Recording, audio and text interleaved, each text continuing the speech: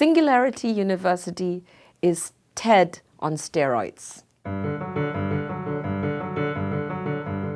The speed of growth that's taking place in this world is something which is almost invisible until it just springs up on you. And that's the nature of exponential growth. When you come to SU, you've got all the different areas which are where the future is going, coming into one place.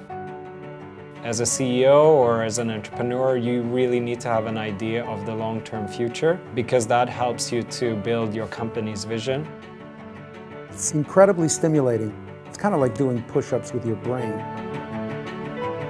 It seems to me that SU is one of the most important education institutions in this country. It's important for people to be talking about these issues, thinking about these issues, innovating. It's more than practical, it's visionary. Entrepreneurs don't look for practical solutions, they look for visionary solutions they can then apply.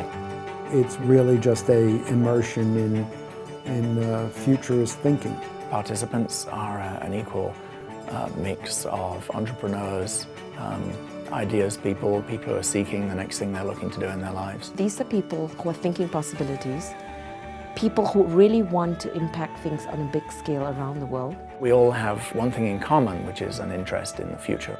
Singularity University is a university for change makers.